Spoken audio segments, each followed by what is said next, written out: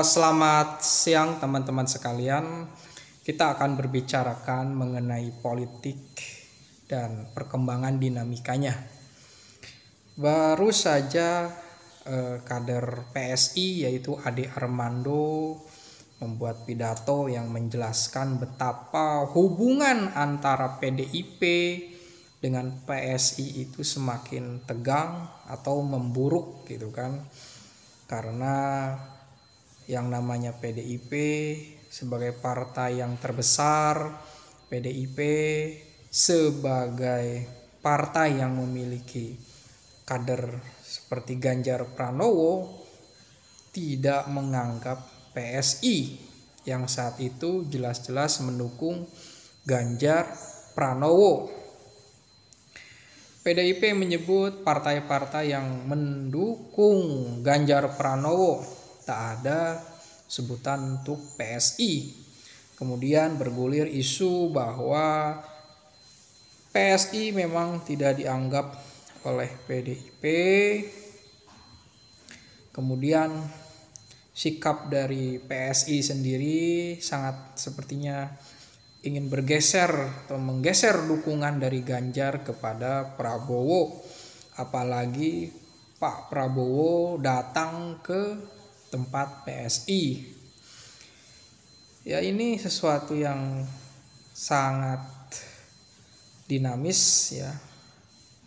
Ya, Ade Armando ini apakah benar-benar mewakili suara PSI keseluruhan? Ya, jadi kalau kita berbicara tentang hubungan antara PSI dan PDIP itu, Ade Armando sebagai representasi dari suara PSI seluruhnya gitu kan. Dia menyatakan hubungan PDIP dengan PSI itu panas, tegang gitu kan. Karena partai PSI yang partai bocil ini dianggap seperti mengganggu PDIP gitu kan.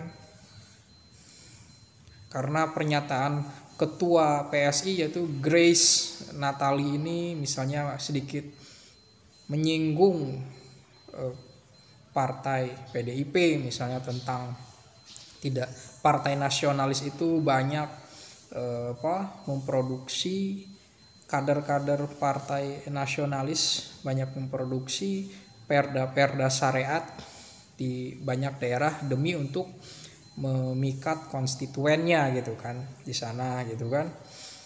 Bukan partai Islam yang mengeluarkan perda tentang perda syariat gitu kan. Banyaknya partai nasionalis seperti Golkar dan PDIP misalnya. Dan pernyataan Grace Natali ini membuat gerah para pimpinan atau Partai Demokrasi Indonesia Perjuangan, sehingga menjadi kedudukan PSI ini ya tidak disukai oleh PDIP gitu kan. Yang pasti Ade Armando menggambarkan bahwa ya tidak dianggap gitu yang namanya PSI itu oleh PDIP, entah karena kekritisannya dan banyak persoalan tentang intoleransi, tentang pelarangan melaksanakan tempat ibadah, tentang aksi misalnya kekerasan terhadap umat agama lain. Kok partai nasionalis, dari partai nasionalis tidak ada yang mengeluarkan pendapat atau membela gitu kan. Ini kan sesuatu yang sebenarnya dinantikan gitu kan, mungkin seperti itu. Dan menurut Ade Armando disayangkan gitu kan setingkat partai PDIP tidak membela misalnya umat yang terdiskriminasi gitu kan, tidak membela mereka yang menjadi korban intoleransi gitu kan ya. Di sini memang ya perlu suatu penelusuran, perlu apa benar itu kan yang dinyatakan oleh Grace, baik penguatan dari Ade Armando ini. Jangan-jangan ya semuanya itu ya tidak seperti yang dikatakan oleh Ade Armando gitu kan, atau memang ini sesuatu yang terjadi gitu kan, bahwa persoalan yang sangat serius tidak banyak menarik perhatian gitu kan, tentang anti diskriminasi, tentang perlunya menolak paham intoleransi gitu kan. Ya, itu sesuatu yang diungkapkan oleh Ade Armando. Saya juga tidak tahu apakah Ade Armando ini memang mewakili PSI secara keseluruhan kadernya gitu kan. Tapi secara substansi ini sangat menarik sekali gitu kan ya, untuk dipelajari gitu kan. Dan saya pikir pendekatan dari Ade Armando ini ya menggunakan teori playing victim gitu kan, bahwa PSI ini adalah ya menjadi korban dari PDIP, atau yang ya ada sisi yang ingin mencitrakan ya playing victim gitu kan. PSI menjadi korban misalnya arogansi dari PDIP gitu kan. Ini partai besar tapi tidak menganggap PSI gitu kan, yaitu teori playing victim gitu kan.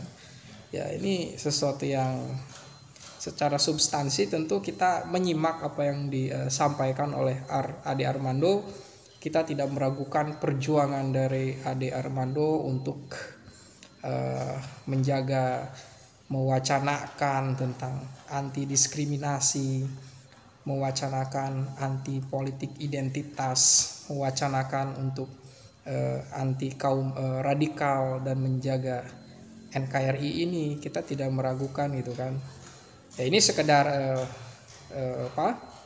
memahami tentang apa yang dikatakan oleh Ade Armando. Pertama ya, apakah dia mewakili pemikiran pemikiran PSI secara keseluruhan? Sepertinya ini sangat menciptakan permusuhan dengan PDIP gitu kan. Ini sesuatu yang kontra gitu kan, menciptakan konflik gitu kan dengan PDIP.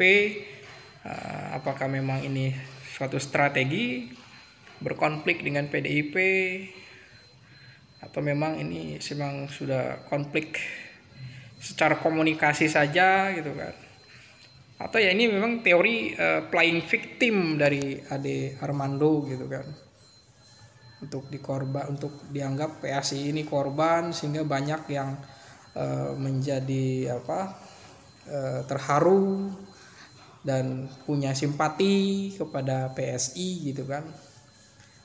Ini menarik sekali untuk kita pahami bahwa sepertinya ruang politik atau kanal komunikasi politik itu harus terbuka gitu kan.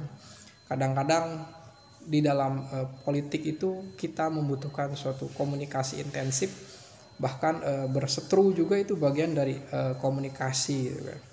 Nah, kalau memang dalam demokrasi itu kita menyadari adanya kompetisi, persoalan kita dianggap atau tidak dianggap itu bukan persoalan yang substansi. Saya pikir PSI jalanlah dengan prinsipnya gitu kan. Jalanlah dan bekerja keras, buktikan gitu kan. Jangan mencacati partai yang lain gitu kan. Sana jangan membuat jelek citra partai lain. Walaupun itu juga hak dari Ade Armando misalnya untuk mengungkapkan penilaiannya tentang PDIP gitu kan. Ya, saya pikir komunikasi yang intensif, komunikasi yang rasionalitas komunikatif itu sangat penting. Ya, kalau perlu bersifat transformatif lah ya, bersifat dari hati ke hati gitu kan. Segala sesuatu bisa dibicarakan, kecuali ya memang ini sudah menjadi suatu konflik yang sangat kuat. Tapi biasanya sekeras benturan antara Jokowi dan Pak Prabowo saja di suatu kontestasi bisa berdamai gitu kan. Ini memperlihatkan kecerdasan dari Pak Jokowi gitu kan untuk merangkul Prabowo gitu kan. Nah, di sini apakah PSI tidak belajar dari Pak eh, Pak Jokowi gitu kan. Atau nanti kita kompetisi dulu, PSI berkompetisi dengan untuk memenangkan partainya gitu kan, berhadapan dengan partai yang lain dalam pilpres dan dia dalam pilegnya, baru berdamai gitu kan, seperti itu. Jadi konflik dulu baru berdamai. Ya mungkin itu suatu yang penting juga untuk dicermati selanjutnya. Komunikasi playing victim dari Ade Armando, saya pikir kadang orang juga merasa jemu juga gitu kan. Terima kasih.